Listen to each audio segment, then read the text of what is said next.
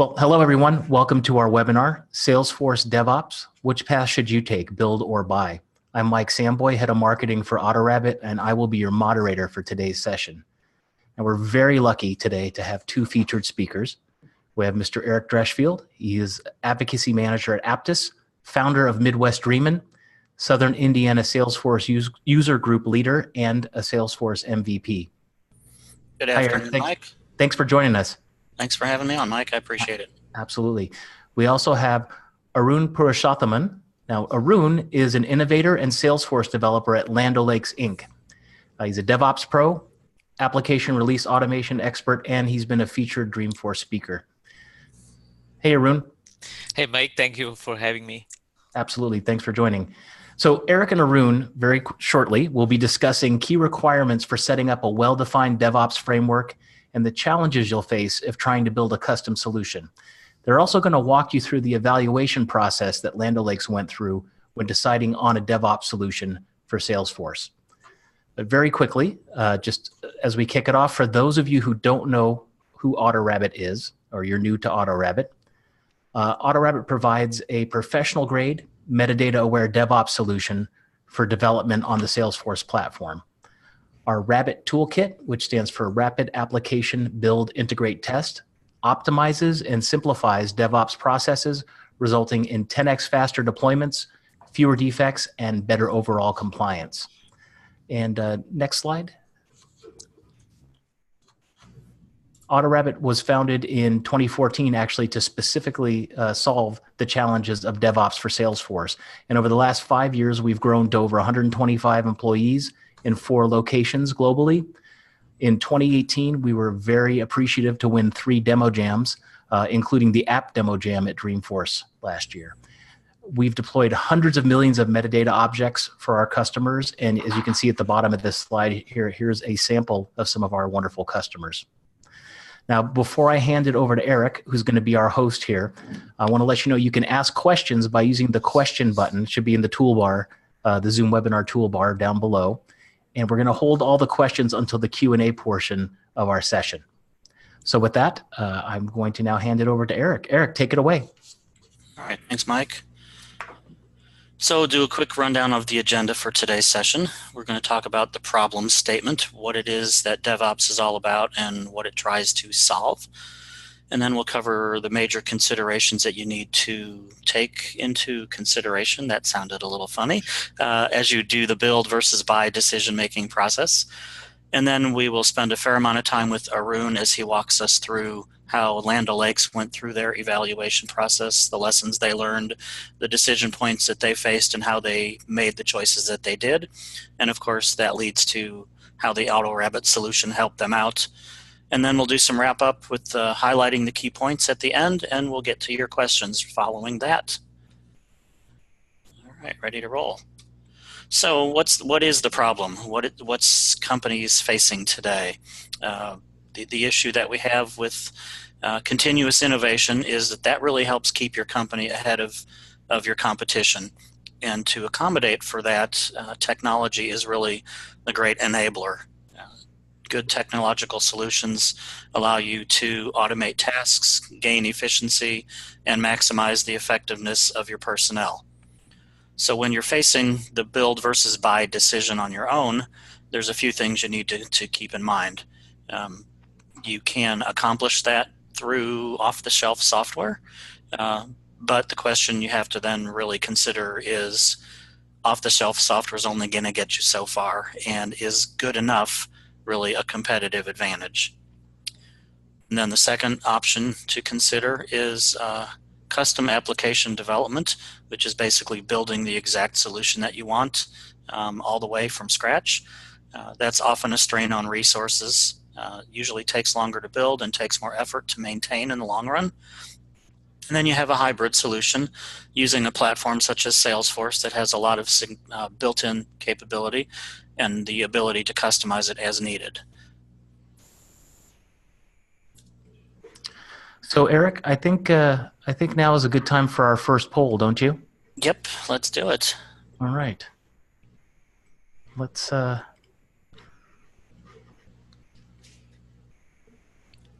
right, so the Poll question number 1. How many Salesforce developers does your organization currently have?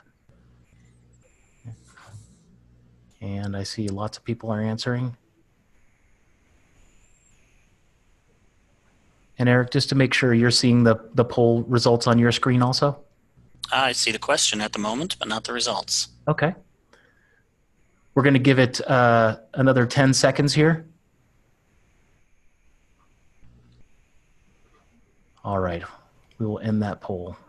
And here are the results. Now are you seeing them? We got the results. It looks like the majority, well, maybe not quite the majority, the group with the most answers is the 21 or more developers in your organization. And then next is actually the lowest number of developers, just 1 to 4. Interesting. Coming in a little lower. And then the 5 to 10 and 11 to 20 range are pretty close to tied on the responses there. So it seems like we have a little bit of a disparity. We either have a lot of developers or very few. Interesting. Interesting. All right. Thank you, everyone. So now the big questions you have to consider when you're making the build versus buy decision. Resources, and we just saw some of that with the developer count. Do you have enough resources on staff to create what you need? And it looked like about 1/3 of the people on this webinar today probably do, because they had a lot of developers on staff. But the rest of you were marginal probably on that. So maybe you need to consider outsourcing if you have the ability to do that, of course.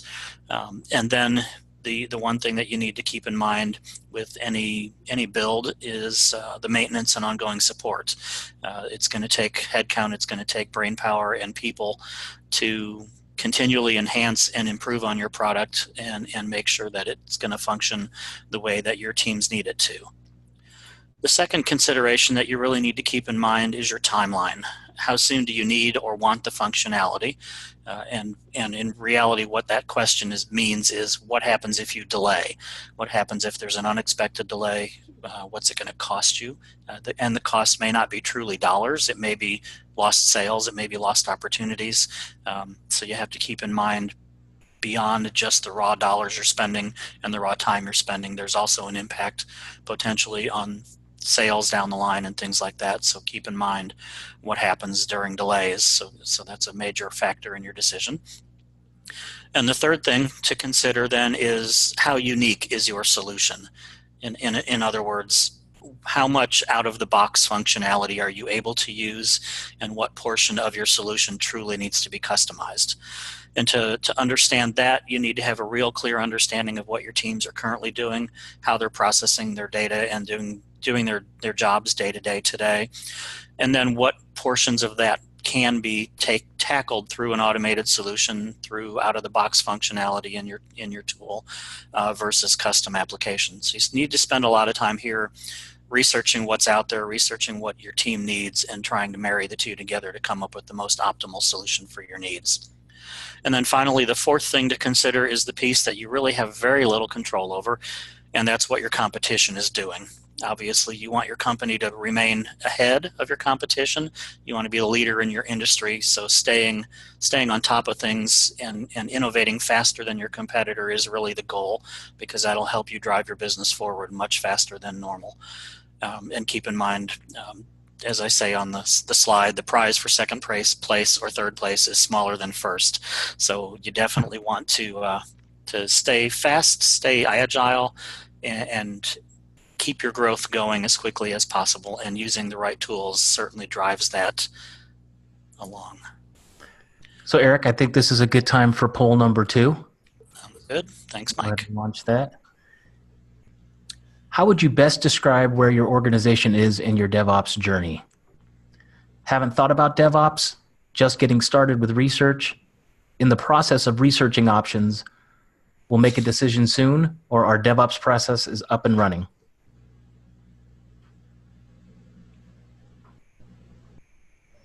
We'll give that one just a minute or two. Yep.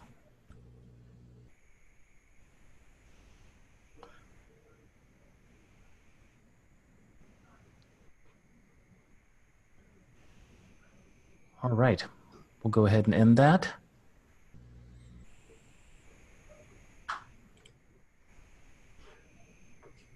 All right. The majority of you on the call today have your DevOps process up and running already. That's fantastic. So you're already taking advantage of the wonderful things having a good DevOps process really brings to your organization. For the rest of you, hopefully this webinar will be a learning experience for you. You'll understand better how you can make that decision and streamline your organization going forward. Thanks for that, Paul Mike. And now we will turn this over to Arun, who's going to tell you a little bit about Land O'Lakes and then a lot more about the process they went through to make their own build versus buy decision. Arun, it's all yours. Oh, thank you, Eric. Hi, everyone.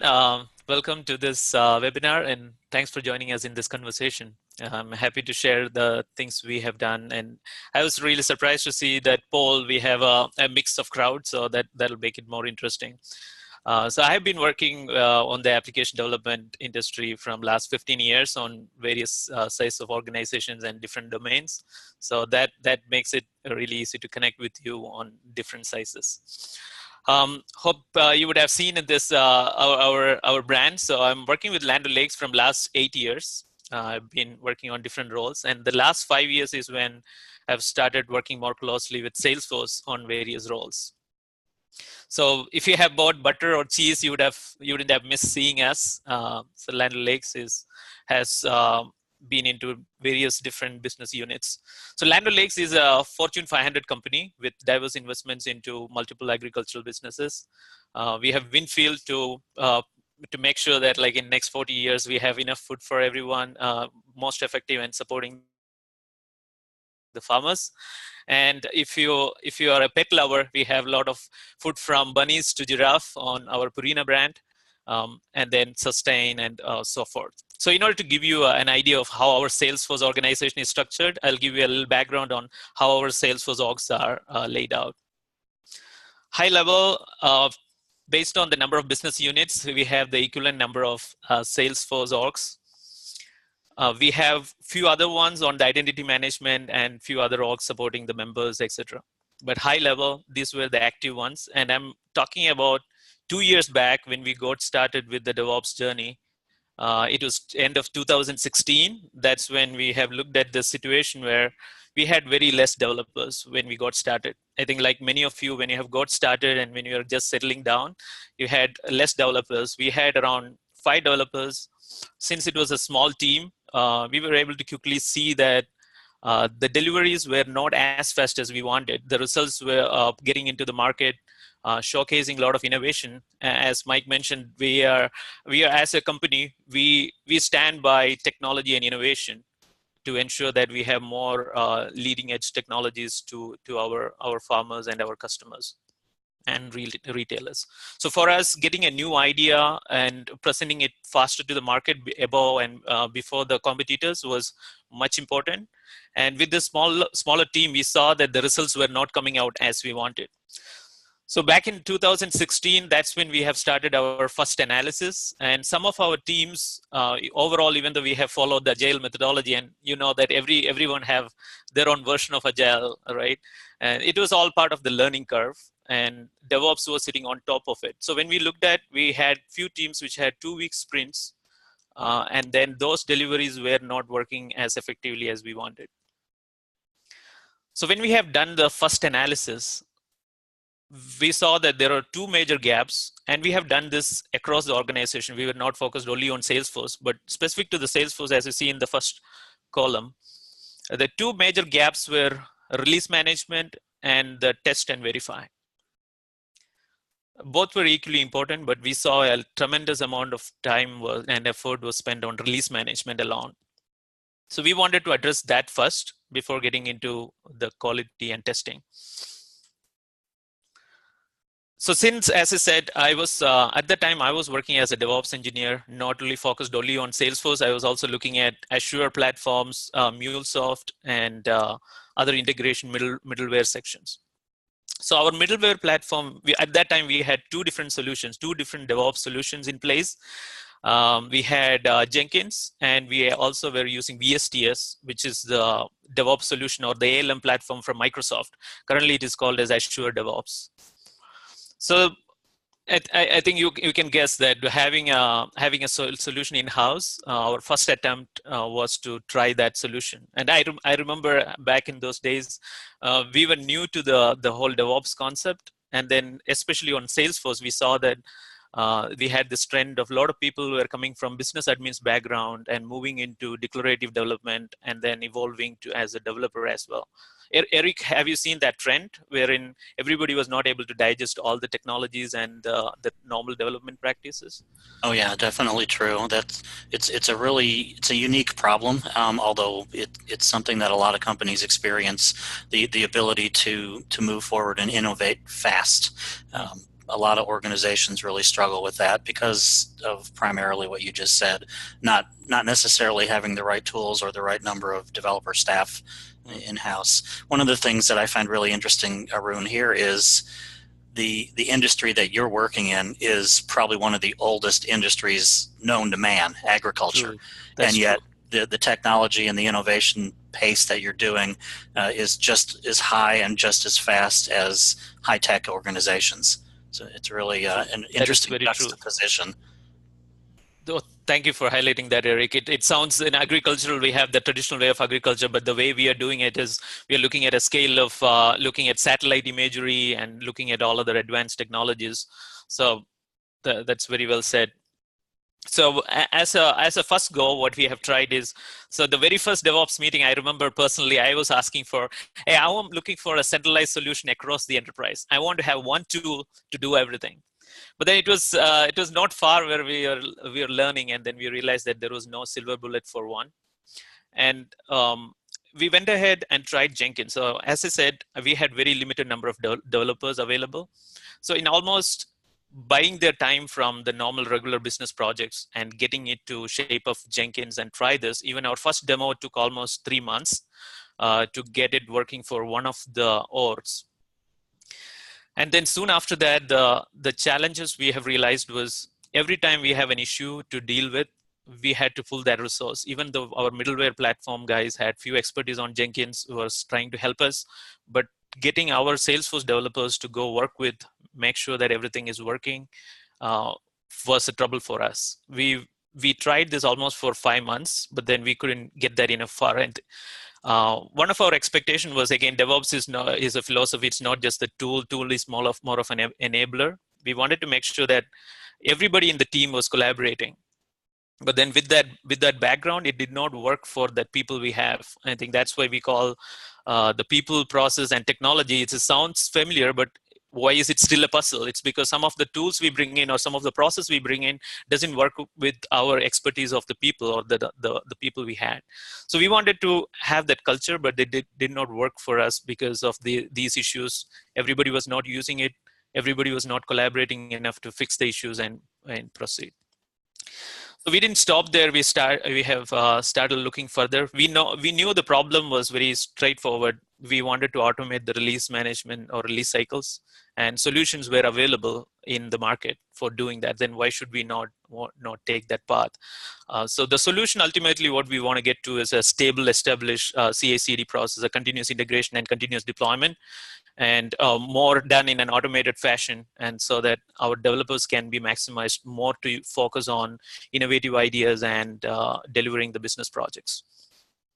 That's when we stumbled upon AutoRABIT. Again, this slide looks with more feature rich. When we looked at back in 2016, at that time, it was purely focused only on Salesforce, and it had very focused capabilities around Salesforce.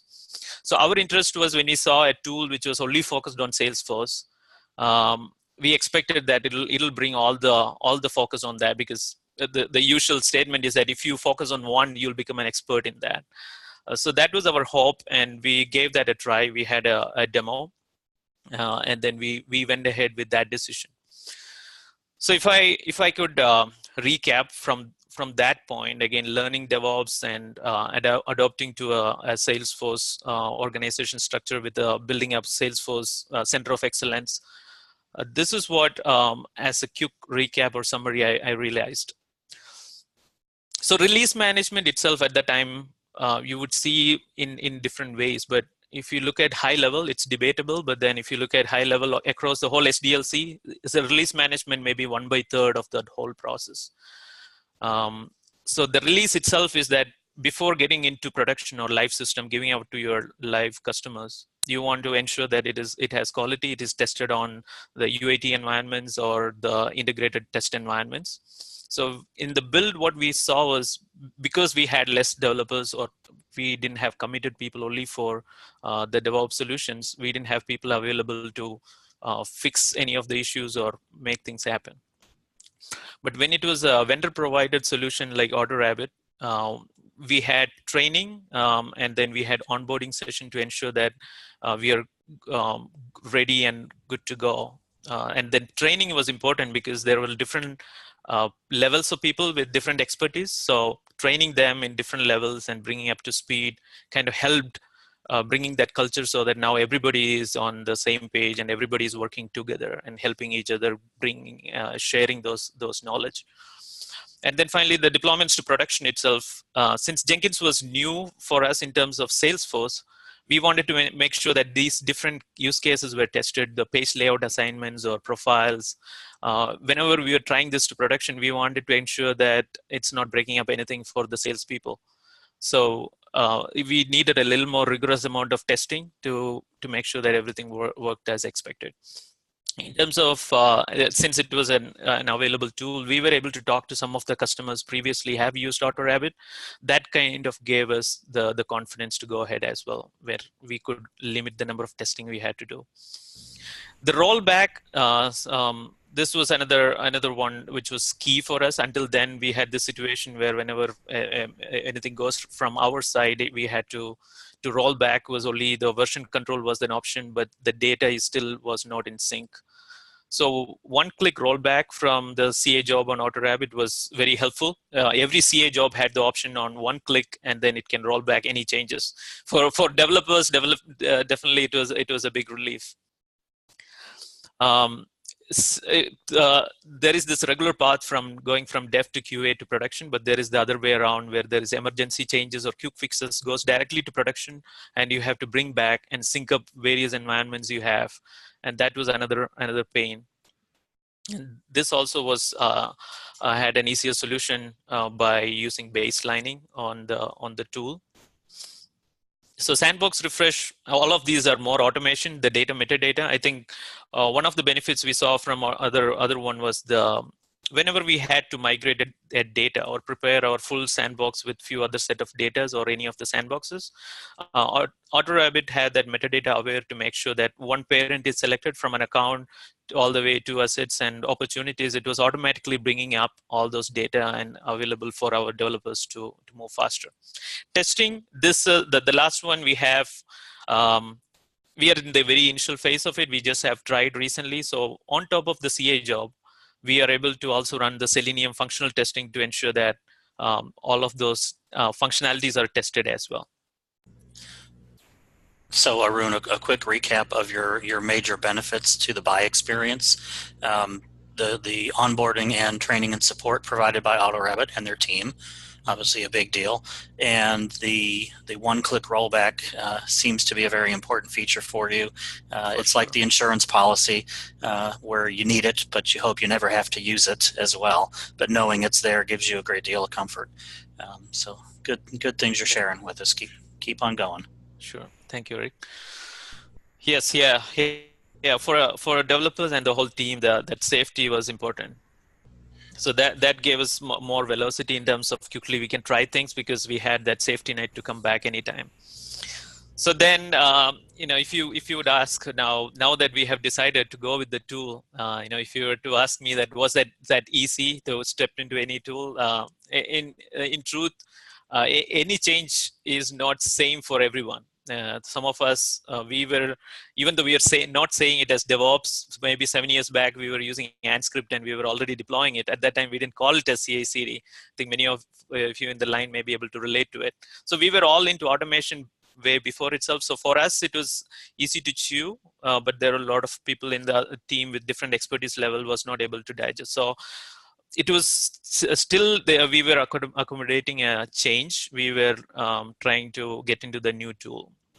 But what helped was almost first 2 weeks, we had all the AutoRABIT experts available on site, and they were with us in our company. And then I remember like 2 weeks, we were all in the room. Anybody could come in and ask those questions, and the trainings were done.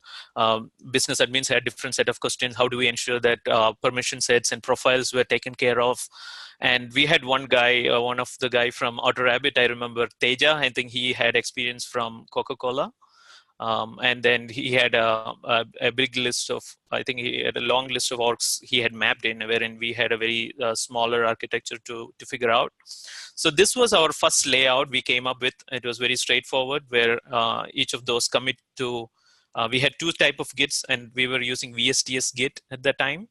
And AutoRABIT was able to merge and deploy through those environments.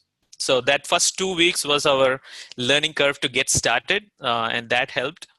And then we have onboarded some of the orgs, and then we have started deploying, having them on site. But then the next phase was even important. So this I would call it as more of a setup and then getting started phase. And then that was a good start. But the next phase was where, like any of the tools, right? Even though we say DevOps, the tool is an enabler. But anything new as a technology, it takes that time. You go through this curve, wherein, like, as soon as they left the place, the experts, when they were available, we were like really feeling that comfort. Like any questions we had, they had the answer. So we were feeling lighter. Wherein when they left, they really left a vacuum. From that point of time, it was on us. It was our responsibility to ensure that we onboard the new orgs. We ensure that like all of these releases are happening on time as expected by different teams and the project teams. So from that time, we definitely had some of the questions asking, creating SRs. And it is learning curve too.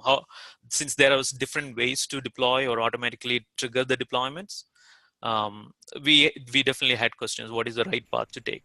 And yeah. So Arun, now that you've lived through that initial setup and the rollout, and you've progressed forward, can you take us through more of a view of how things are today, and kind of fast forward a little bit and give us today's examples? For sure. I think one thing before I finish this, I would say that the good thing happened was there was a customer success team from AutoRABIT. So for the next 3 months, so we had this option of quickly getting into a conference call or WebEx and resolving these issues. That really helped. I mean, it sounds very simple in terms of WebEx, but at the same time, we had another DevOps tool for our middleware environment, which was built upon Puppet.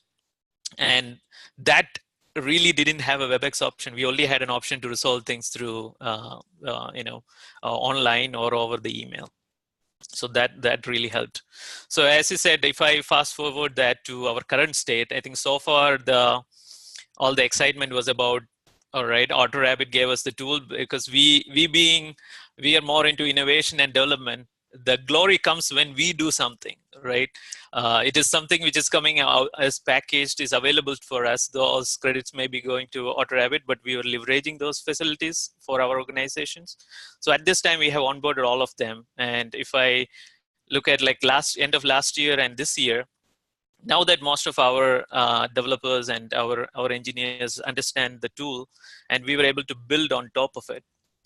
So what we now have is, I think this I have more excitement because we did on top of this tool. So leveraging AutoRABIT, what we currently have is all the developers have to do, or any of the business admins or developers who are using the tool, all they have to do is once they have completed the development, all they have to do is to commit their changes. And the rest of the things, including the merge and the deployment, all of them are completely automated. So based on the feedback I have received from the entire company is all those people have used, the biggest benefit they had was the feature they liked was validation. So whenever you make a commit, previously the dependent objects were missed out and they had to redo the commit, wherein now it prompts you that these are the fields you want to have. And automatically showing what are the changes they have made is something everybody is benefiting out. And then we currently have like different styles of release pipeline. Each one want to go in different ways. So this, we are, to an extent, we are closer to the maturity level 3, wherein we have each individual developers have different orgs, and then based on their release pipeline, how it was defined, when they make that commit, it goes through different type of environments. So in the screen, if you see the integration dev, that may be a different release path. And we are able to automatically deploy to all these 3 different sandboxes and full sandboxes at the same time, you do using that parallel merge and deployments. And I cannot miss to mention, I think this, without having that AutoRABIT platform, we wouldn't have been presenting it in Dreamforce last year. So that was a good opportunity where we were able to build something really innovative last year. So it was not, we did not only automated the release pipeline, but we also automated release management, change management on ServiceNow, and the project management on Visual Studio or Azure DevOps. So we took almost 30 different manual steps, which we are performing every 2-week sprint, and then automated it using one voice command on Google Assistant. So that was what we have presented last year. So many of these features are useful. Currently, we have a complete feedback loop. Whenever the deployment is successful from AutoRABIT, it have a direct integration to ALM tools like Jira or VSTS, where we can automatically close that task as well. So Arun, what are you going to do for Dreamforce this year? There's this the big year, question. Yeah. We are thinking about leveraging an Einstein voice, but then it's not that far yet. We have piloted it, but it hasn't been to that level. Obviously, Einstein AI is a package tool, but that's something you have to think through for this year. Very good. So let's do a quick recap of what we've covered today then. So we talked about the off-the-shelf option. It's generally the fastest to deploy, most likely the lowest cost for your organization, but also has the most limitations on your functionality. Then the custom application development on the other side of that coin is really the most time intensive and the most resource intensive. Generally speaking, the most costly to maintain, although you do get the benefit that it's completely customizable and you can get the solution exactly as you need it. And then you have your hybrid model utilizing Salesforce as your platform with its ability to use a lot of out-of-the-box functionality and customizable solutions as well. It can be deployed fairly quickly, and it's probably kind of middle of the road as far as cost goes to deploy as well as maintenance. But the one thing that I'd like to kind of propose really is, I think there's a 4th option that we hadn't talked about directly, but we've talked about a lot indirectly, which is combining Salesforce and AutoRABIT for what we're calling a purpose-built solution. So that starts with the out-of-the-box functionality in Salesforce. Arun, I think you're off by 1 slide. Can you go forward, please? There we go. Thank you. So starting with the out-of-the-box functionality with Salesforce and customizing it as you need. And then, of course, you gain functionality with every Salesforce release, and that's really nothing you need to do on your own. Salesforce handles all that for you. So the combination of Salesforce and all the tools AutoRABIT brings together really enables your company and its continuous innovation and fuels your growth and pushes you towards the future and hopefully helps keep you ahead of your competition. Mike, I think we're at Q&A time. Great. Well, we've had questions rolling in. So first of all, thank you everyone for submitting your questions. Please continue to do so. Q&A button below. So there was one very specific question on a slide, Arun, so I think it might be good to elaborate. On slide 18, the question was, the time axis, can you please mention in terms of weeks, months, years? Well, that might not be it. Maybe it's not slide 18. It's probably this one. So this is a 3-month slice, correct? That's right. That's right. Okay, got it. And if I didn't get that question right, the person who asked it, please go ahead and type the clarification. I'll be happy to ask the question. One other question that just came in, why did you, well, I think you answered a little bit, but I'll ask it anyway for clarification. Why did you decide against using Jenkins for your solution? I think, yeah, as I said, primary reason was, one is, as I said, like we were in the initial state of DevOps and we wanted to enable more of the culture with a tool as an enabler. So we wanted to simplify the release management. At the same time, we wanted all the resources to participate. What we have seen that only, even though we have ran some of the internal training, and then the adoption across the team was not happening as we have wanted. And then since we had like limited developers, getting those experts to come and fix any of the Jenkins issue was a challenge. So every time when a new resource was coming and trying out, how do I promote a pick list?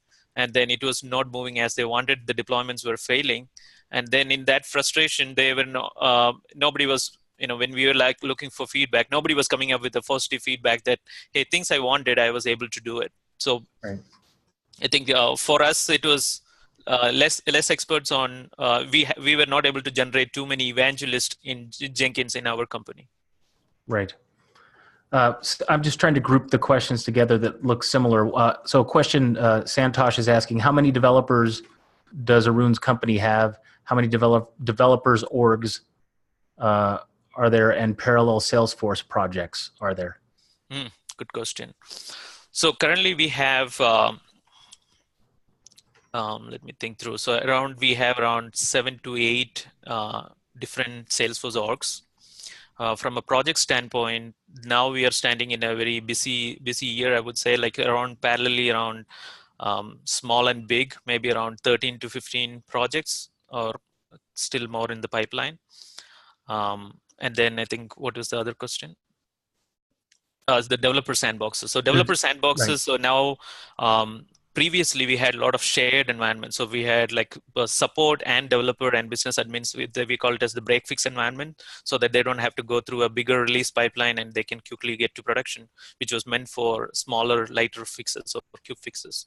So those parts were creating a lot of conflicts when they all support and developers were coming together and working on one, say between Sales Cloud and Service Cloud, what is the common thing, which is the case object, right? So when they work on those common things, that conflicts were getting pushed unexpectedly to production, and that was creating more frustration. So to avoid that, we have separated them out as a solution. Now each one get different developer sandboxes. So that means that you almost like 30 or more different developer sandboxes at this time. Got it. Then a question, a 3-part question. Vuha asks, okay, for your branching strategy, are you doing feature branches, and do you use the merge features for AutoRABIT? That's part 1 of the question. Sure, maybe let me answer that. I think that itself is a broader question, right? The branching strategy. So we had the same situation now that Salesforce have MuleSoft, but before that itself, we are looking at the branching strategy compared to that. So Salesforce, within us, we were using the branching strategy purely from an org standpoint. We are going from different type of devs, like a pricing project was going on. We had project-based dev branches, and then we have developer-based dev branches. So if it is pricing dev to QA or UAT or integration testing, and then to production. So based on the number of that core organization we had equivalent branches. So we are doing that branch-to-branch merge. Wherein MuleSoft had the other approach of one branching strategy, build once and deploy multiple times, and that failed. They have tried that in the faster pace without keeping it sync with each of these orgs. So I found it important because you have credential maps, or those are multiple objects which are like very environment specific. It's good to have each org on 101 represent a branch, and then go when you merge through it. And the merge, your second part of the question is very relevant to that. So even though we have this many branches representing each of those orgs, we don't have the overhead of now managing the merge. In all other tools, VSTS or any other pull request you do, you have that manual extra effort to make sure that the merge and resolving the conflicts is resolved. This is one factor I liked about AutoRABIT was when you merge, there is an option to say that use the source. So at that time, we are trusting the developers. When you're going from production to any lower environments, the source of truth is production. It's already live in production. So I simply trust that. I mark production as source, and then I automatically merge it. So that's one feature I like in AutoRABIT, where instead of manually rethinking through that this is the source I want to rely on, then push all the changes, I don't have to worry about any of the merge deployments now. So that really makes me lighter. So that's the branching strategy we have used, but please use it based on your situation. So what I'm doing now is the branching strategy I have is developer-based branches plus project-based branches, and on top of that, standard full sandboxes branches. Got it. Thank you. One question. You mentioned AutoRABIT helping you initially. How involved was AutoRABIT in helping you get up and running? Oh, I must admit, as I said, like, some of those experts, they were very involved as that initial phase where they were on site, and then how they were setting up. And the second part itself, at that time, we were like new to DevOps. Like, as I said, like Agile itself was something new to learn, and the DevOps was on top of Agile. Everybody will have your own version of Agile. So when we had that first 3 months period when we were talking to the AutoRABIT experts with that customer success team, the good thing we found was we were all curious about like what is the right thing to do on DevOps. We were like completely looking out for what was the best practice. So the good thing was we were not only talking to the support team in AutoRABIT, we were also talking to the product owners who have defined, and they were working with different clients. So we were like seeking out what are the best practices you are seeing in the industry across the globe where you are applying AutoRABIT solutions to different clients. So we are trying to leverage those best practices, and then obviously the solutions are always, we own it because we know our company, how we structure it. So based on those inspirations, what we heard from other places, because we didn't have 100 different orgs like Coca-Cola, so we were not taking that approach, but then we found what is slim for us, because that's the whole mistake of agile development, is that we do spend more time on planning or more on the tools than getting the things done. So our focus was to how quickly you can get things done, and then quickly have that wins and show the results. So the good thing was we were able to talk to those experts, product owners, and learn. So that kind of helped us defining our, not only on the Salesforce, but enterprise level, defining our whole DevOps strategy. And but at the same time, Salesforce still stands superior within our company, which we are proud of. Even though I'm responsible for Azure and other places, nobody else currently have an automated merge option. So that way we are still superior in terms of automation on Salesforce. Sure. Great. And this is kind of a specific question tagging onto this, actually the question before this, have there been any issues with merging of components, and how have you handled that?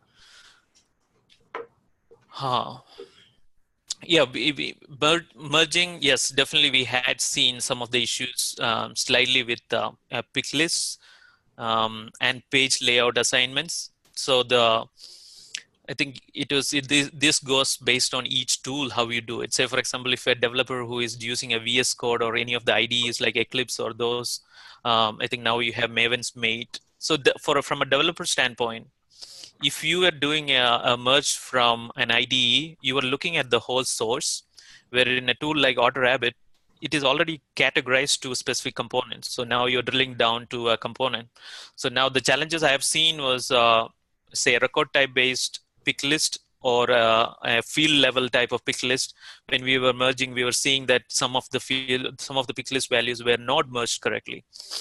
It was more of a learning curve. I think once we have identified that there is a certain order in which you need to make your commit, selecting your field and pick list of values correctly, and the master fields correctly, I think doing that practice, I think whenever we have learned, we were like also internally training and then broadcasting these announcements to our whole, the Salesforce CAO team, our Center of Excellence team.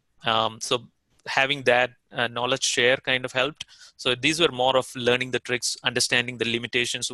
Some places, like if the profile, we know that there's a limitation from Salesforce, that Salesforce API doesn't give you any information when you remove the access on a profile. We had to play with the limitation and then manage it accordingly. But from a merge standpoint, when we have seen these issues with pick lists, some of them we tackled it the other way around, taking the other route of deployment to push only the values first or dependency fields first. But other than that, I haven't seen too much of a merge conflict issue. It was doing much better than what the VSTS pull request does. Got it. Thank you. And that was a really specific question, but sure. I wanted to get it's in a valid question. I mean, we are facing the same issues in MuleSoft when we are using VSTS pull requests, because merge is nothing but a line-by-line comparison.